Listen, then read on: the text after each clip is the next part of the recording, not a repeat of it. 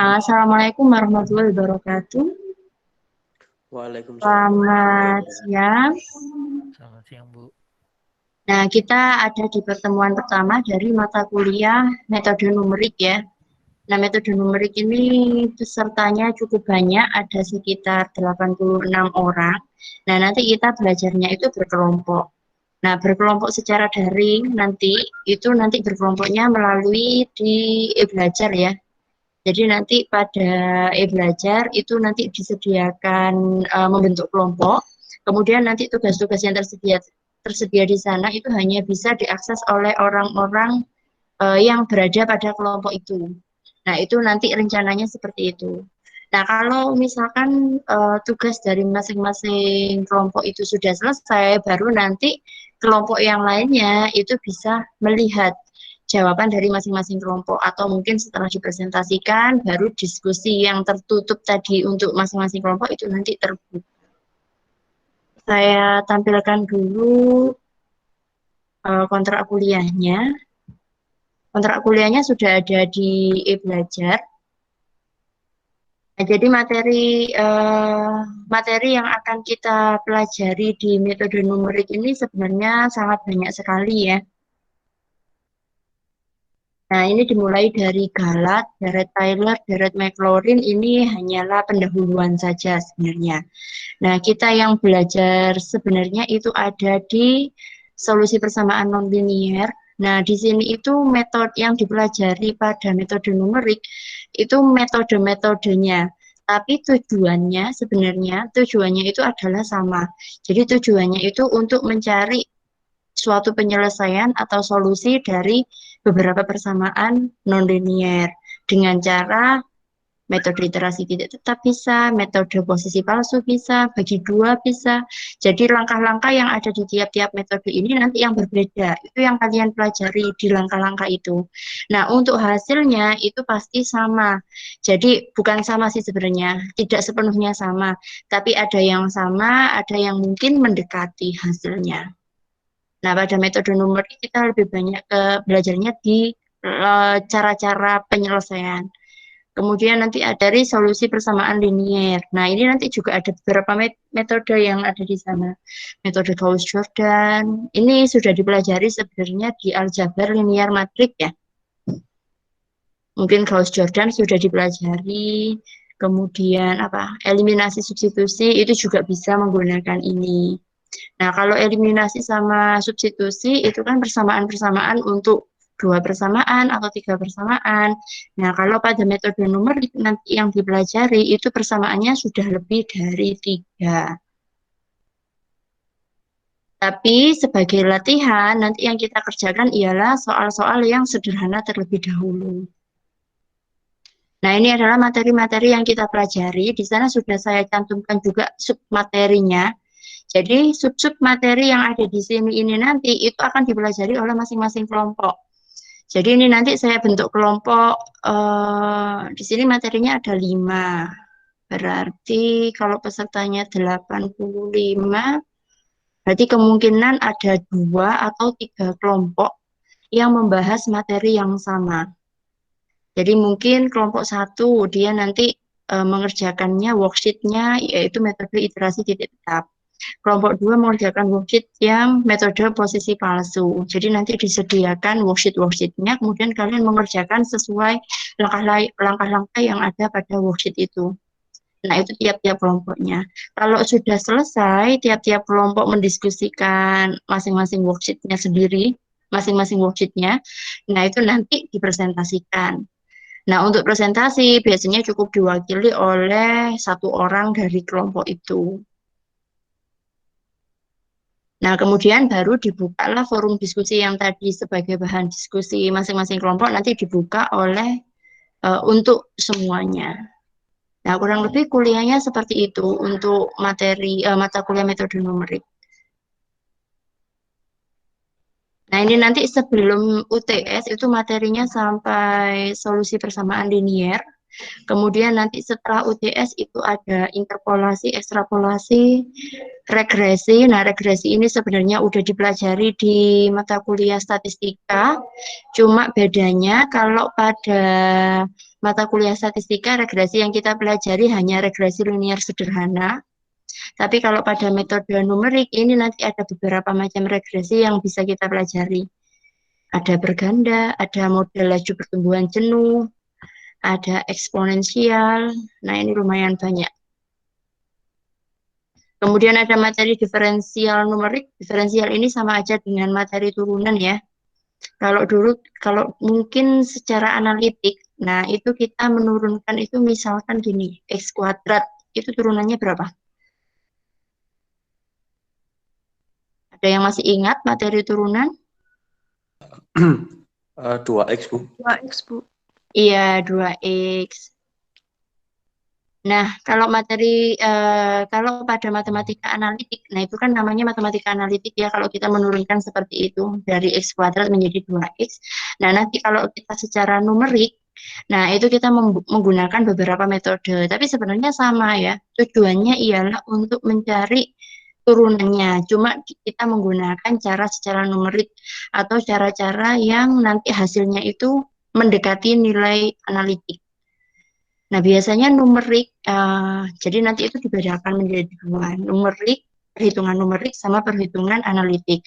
Kalau perhitungan analitik ialah mungkin yang sudah kalian pelajari di materi SMA atau mungkin di mata kuliah kalkulus dapat ya?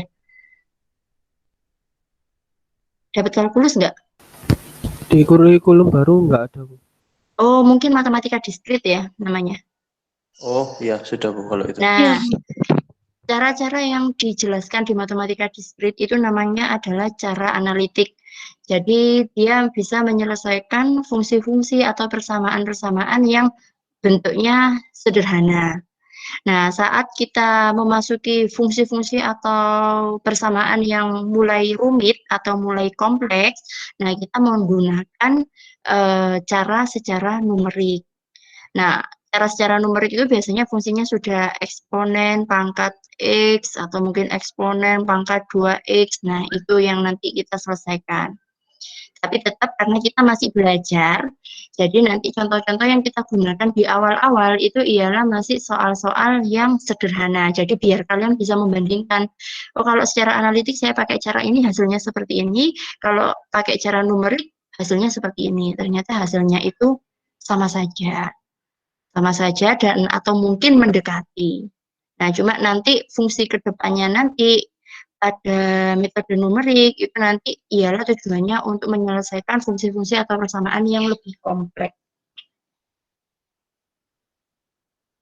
Kemudian untuk penilaian. Nah, ini nanti ada beberapa tugas. Nah, tugas ini saya ambilkan dari masing-masing pertemuan. Jadi mungkin bisa aja tugas itu tugas kelompok atau mungkin tugas individu. Kalau tugas individu hanya di Galat sepertinya, tapi yang sisa semua selain Galat, materi selain Galat itu tugasnya nanti tugas kelompok. Kemudian ada proyek UTS sama proyek UAS. Nah, karena penerapan metode numerik ini nanti itu sebenarnya untuk bidang keahlian kalian. Jadi nanti kalian itu disuruh membuat program ya di sini, program yang menyelesaikan dengan cara ini. Nah, nanti kalian menjelaskan di sana program ini nanti yang diinputkan apa, kemudian hasilnya bagaimana, hasil pada langkah 1 bagaimana, langkah 2 bagaimana gitu. Itu saat UTS sama UAS. Nah, berarti UTS-nya nanti materinya ialah persamaan linear sama non-linear, kemudian untuk regresi, interpolasi, sama turunan itu dia masuk materi UAS.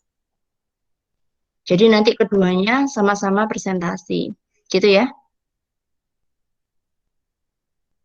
Kemudian ini ada beberapa penilaian yang mungkin harus diperhatikan pada saat pengerjaan UTS sama UAS, yaitu bobotnya 35%, kemudian nilai rata-rata dari 4 tugas 10%, kemudian nanti ada beberapa kuis di setiap topik, mungkin itu kuis pre-test atau mungkin itu kuis post-test, nah itu harus kalian kerjakan. Nah, presentasinya 10%. Kemudian keaktifan atau partisipasi dalam e-belajar. Jadi usahakan untuk selalu mengisi di forum diskusi. Jadi usahakan untuk mengisi di forum diskusi, mempostingnya. Kemudian nilai UAS-nya bobotnya 40%. Nah, kurang lebih seperti itu. Kemudian di sini ada grup WA ya. Jadi silakan bergabung di grup WA-nya. Nah, mungkin ada saran bagi kalian mau UTS sama UAS seperti tadi itu, seperti yang saya jelaskan, presentasi, atau mungkin dengan bentuk yang lain. Pembagian kelompoknya. Pembagian kelompoknya nanti biasanya saya nggak mengelompokkan ya. Jadi kalian memilih sendiri, kemudian nanti langsung aja masuk di kelompok mungkin ya pada saat pertemuan ke pertemuan pertama galat ya, masih individu. Berarti pertemuan kedua, pada saat pertemuan kedua itu di aktivitas yang pertama sekali itu ialah cepet-cepetan masuk dalam kelompok gitu. Jadi nanti langsung masuk sendiri di dalam pembagian kelompok.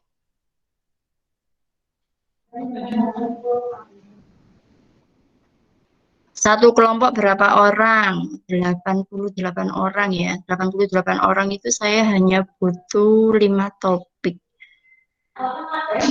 Jadi kalau 88 dibagi 5, 85, anggap aja 85. 85 bagi 5 ini 17 ya, 17. Kalau 17 kelompok dibagi 5, berarti gini aja, satu kelompoknya kemungkinan sekitar 5 orang. 5 orang ya, nanti saya hitung lagi biar mendapat materinya juga. Misalkan materi 1 itu ada di 3 kelompok, itu biar seimbang gitu, ada yang lainnya juga 3 kelompok. Kayaknya cukup di satu kelompok itu 5 orang. Setuju memilih kelompoknya sendiri atau saya yang menentukan? Pilih sendiri aja, Bu. Pilih sendiri ya. Ya udah pilih sendiri. Satu kelompok 5 orang, Bu ya? Iya, 5 orang. 6 nggak boleh, Bu? Nawar. 86 ya mahasiswanya ya. Berarti ada satu kelompok yang isinya 6. Iya, Hanya Bu. satu kelompok saja. Baik, Bu. Terus ada lagi yang ditanyakan?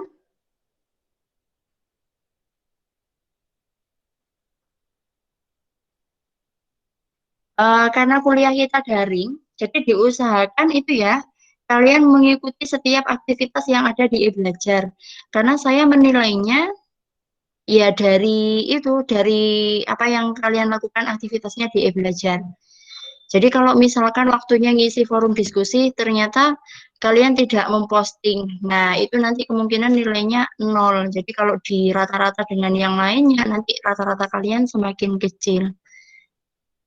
Jadi saya menilainya itu pun juga dari sistem di e-belajar. Jadi saya nilainya bukan manual ya, jadi langsung pakai sistem yang ada di e-belajar untuk mempermudah saya sih sebenarnya. Terus nanti tinggal saya inputkan di Sakti. Jadi diusahakan setiap mahasiswa itu tercentang semua aktivitasnya. Jadi kalau di e-belajar kan gini ya. Atau mungkin sebelumnya udah pernah tahu ya. Nah, ini kan ada centang ya di sini. Nah, biasanya kalau centang ini dalam bentuk label seperti ini, nah ini biasanya dicentang manual. Tapi kalau misalkan centang ini nanti tercentang, nah ini tercentangnya kalau kalian sudah mengisi presensi baru tercentang. Nah, nanti kalau misalkan ada forum diskusi, kemudian kalian hanya membuka, belum memposting jawaban kalian, nah itu nanti tidak tercentang. Jadi akhirnya nanti dianggap di aktivitas tersebut itu 0.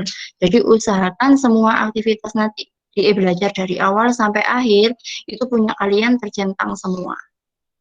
Yang tercentang manual seperti contohnya capaian pembelajaran. Nah, ini nanti hanya tercentang manual, jadi kalian harus nyentang sendiri, karena di sana kan hanya berisi info. Nah, kalau misalkan materi kan biasanya ini nanti ada materi yang harus di-download. Ya berarti kalian harus download materi itu supaya aktivitas di e-belajar kalian tercentang. Gitu ya.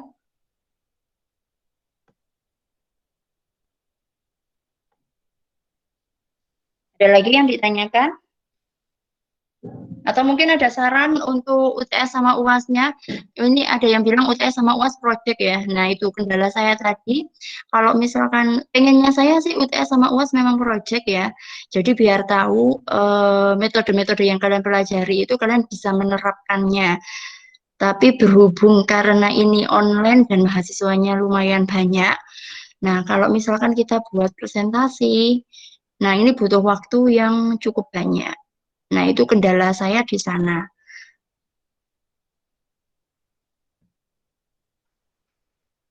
Nah, kalau bisa selain presentasi. Kemungkinan kedua sih ya kuis itu. Jadi akhirnya sebenarnya kurang terlalu mendalam gitu. Karena penilainya tidak mengetahui apakah kalian sudah benar-benar memahami langkah-langkah yang ada di suatu metode itu atau enggak. Tapi menurut saya nggak apa-apa sih. Jadi nanti lebih banyak ke teori pada saat UTS sama UASnya.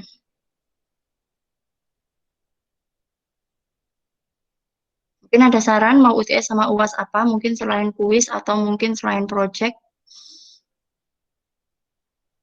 Nah, biasanya kita membutuhkan kuliah video conference juga.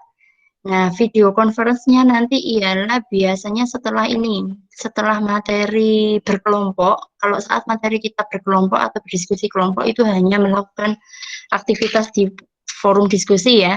Nah, setelah melakukan aktivitas di forum diskusi, itu di pertemuan berikutnya. Nah, itu kita mengadakan video conference, kemudian setiap kelompok nanti menjelaskan perwakilannya, menjelaskan tentang langkah-langkah yang sudah dikerjakan.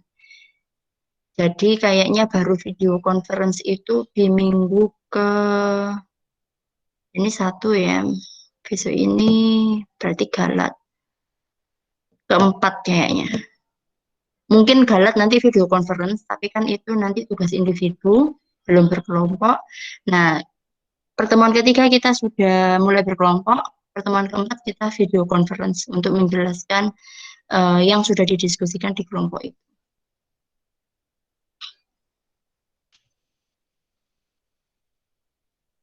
Kalau membuat program, bisa membuat video presentasi. Oh iya, bisa juga ya. Ya, boleh juga idenya.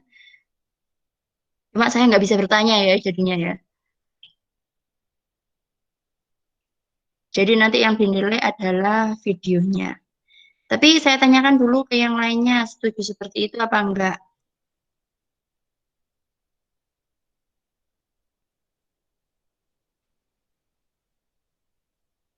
Kalau dengan membuat video, misalkan membuat program terus membuat video, nah itu sebenarnya lebih enak di kalian juga. Jadi kalian menampilkan atau membuat videonya kan kalian yang benar-benar sudah siap semua. Beda kalau misalkan presentasi langsung di Google Meet, nah mungkin ada anggota kelompoknya yang nggak siap. Nah ini nanti jadinya kelihatan. Tapi kalau dengan membuat video, sudah otomatis nanti tersetting sudah siap semua dan itu juga mempermudah kalian sebenarnya. Jadi videonya bisa diedit dulu kalau videonya bisa diedit dulu. Jadi misalkan ada yang temennya masih belum paham dan sudah waktunya presentasi kan kalian bisa mengkondisikan supaya dia siap juga. Biar ibunya juga nggak kerepotan juga kan, Bu. Oke, ya udah berarti kita buat ini ya, buat program, kemudian nanti dipresentasikan dengan mengupload video gitu ya. Kurang lebih seperti itu yang saya sampaikan. Ada yang ditanyakan lagi apa tidak? Isi Bu, untuk yang tugas apa tidak bisa ditambah bobotnya? Yang tugas ditambah bobotnya, iya mau ditambah berapa sarannya? Mungkin yang UTS 5% dikasih ke tugas 5%. Nah, kalau UTS dikecilin itu nggak boleh. Jadi gini, ada aturan. Jadi kita itu harus membuat bobot tugas itu lebih kecil dari UTS, kemudian UTS itu lebih kecil dari UAS. Itu. Nah, bagaimana cara membuatnya atau mungkin kalian punya saran? Nah, otomatis bobot UAS ini misalkan nilainya diubah berapapun, dia itu pasti harus bobotnya itu lebih tinggi dari UTS dan tugas itu yang paling kecil. Gitu. Nah, mungkin ada saran dari bobotnya? Kalau yang tugas dari 15% gitu kan masih lebih kecil, Bu. Kalau tugas jadi 15% ya, terus kalau tugas Terus 15, yang UTS 30. yang UTS 30, terus Iya, yang UAS yang berarti UAS berapa? tetap 40. 40, 30 sama 30. Sama tugas 15, kuisnya 10, aktifan Mm-mm. 5%, ya jadi 30. Tetap eh 40, 30, 30. Ya, jadinya itu nanti 30, 30 sama 40 ya. Betul, Bu. 30, 30, 40. Nggak masalah sih sebenarnya. Yang lainnya Biar bagaimana? Biar biar semangat gitu, Bu, kerjakan tugas. Bentar ya, saya edit.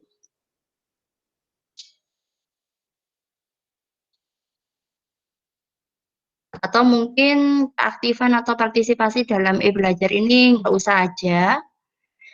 Jadi untuk nilai rata-rata tugas yang kan tugasnya sebenarnya posting di forum diskusi kurang lebih tugasnya seperti itu. Nah ini yang saya buat 15%. Lagi 25, 35. Tadi dibuat sama ya UTS sama tugasnya. Jadi seperti ini. UTS 30, jadi ini bobot UTS sama tugas jadinya sama ya. UTS 30, kemudian rata-rata dari 4 tugas itu 20%, kemudian kuis 10%. Ini tadi yang saya hapus ialah keaktifan ya. Kemudian UASnya 40%. Tampil ya layar saya. Kelihatan, Bu. Nah, setuju seperti ini atau mungkin ada saran lain? Setuju, Bu. Setuju? Saya setuju, Bu. Oke. Ada lagi yang ditanyakan?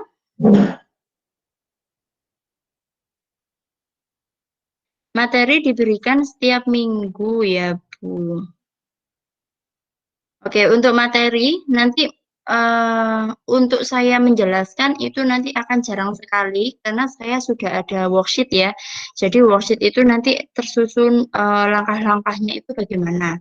Nah, kemungkinan yang saya menjelaskan itu adalah di materi galat, materi deret McLaurin, deret satunya apa? Tyler.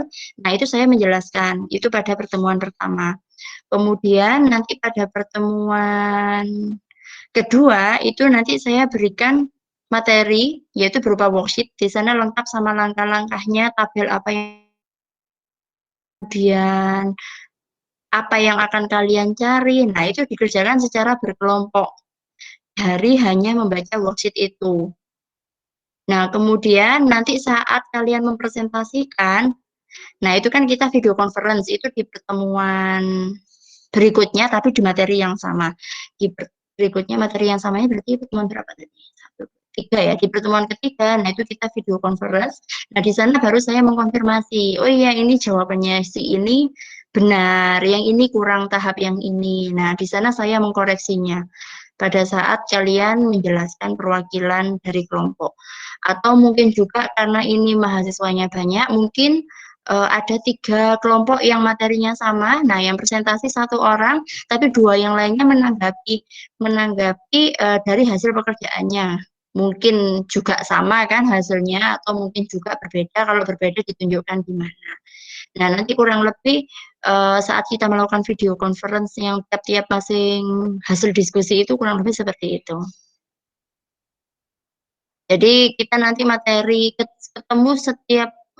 ketemu materi baru itu ialah setiap 2 minggu sekali.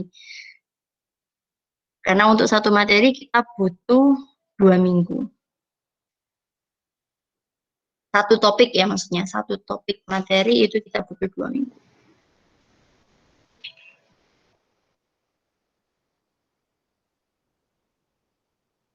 Ada lagi yang ditanyakan? Ini semua yang di sini pernah ikut kuliah saya atau ini ada beberapa yang baru ya? Belum, Bu. Oh, Hikmah ini belum pernah ya? Pertama kali, Bu. Oke. Ada lagi yang ditanyakan? Sudah pernah ikut SP. Lu Muhammad Abi ini sudah ikut SP. SP apa? Statistika. Semester barusan ini.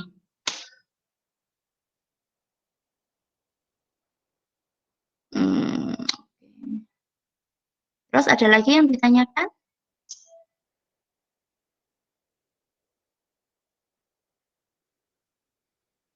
Silakan gabung di grup WA-nya ya. Jadi nanti setiap akan kuliah nanti saya akan memberitahukan kalau materi itu sudah siap atau mungkin koordinasi kegiatan perkuliahan kita itu nanti infonya melalui WA. Ada lagi yang mau ditanyakan? Kalau nggak ada, saya akhiri sampai di sini. Nah, kita ketemu lagi di pertemuan minggu depan. Kita video conference. Materi pertama ialah materi Galat, kemudian deret Tyler, sama deret McLaurin. Oh iya, untuk buku ya. Buku yang biasanya saya gunakan itu bukunya, siapa sih namanya itu? Rinaldi Munir ya? Ada ya, Rinaldi Munir. Saya sudah, sebentar, saya cek dulu di belajar saya di semester sebelumnya. Seingat saya bukunya Rinaldi Munir. Dan waktu itu ada mahasiswa yang, itu kan nanti edisinya banyak ya. Nah, saya nggak tahu yang ada di Google itu ada filenya, itu yang edisi keberapa saya nggak tahu. Tapi sebenarnya masing di tiap edisi itu revisinya sedikit kok, minim sekali.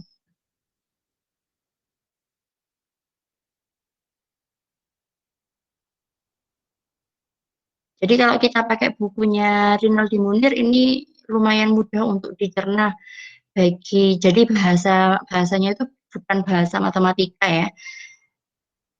Meskipun ada hitung-hitungannya. Beda kalau kalian melihat buku metode numerik yang untuk jurusan matematika itu beda sekali. Jadi bahasanya lebih ringan dan lebih mudah. Nah, saya itu dari tadi pagi kesulitan membuka e-belajar. Jadi loadingnya lama. Ya pasti kebuka, tapi loadingnya lama.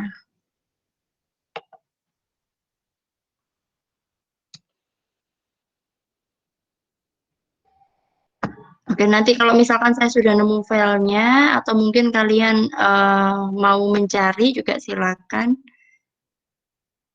Oh, tidak ada di e-belajar yang lama.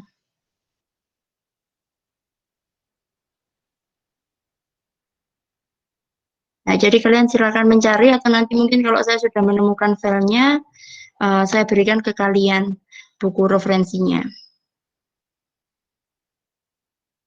Boleh juga menggunakan buku referensi yang lain ya. Jadi Rinaldi Munir ini sebenarnya bukan referensi yang utama. Jadi kalian boleh pakai referensi e-book yang lainnya. Oke, saya akhiri ya. Kalau gitu kuliah siang ini. Selamat siang. Assalamualaikum warahmatullahi wabarakatuh. Siap, Bu. Waalaikumsalam Yang, Bu. warahmatullahi wabarakatuh.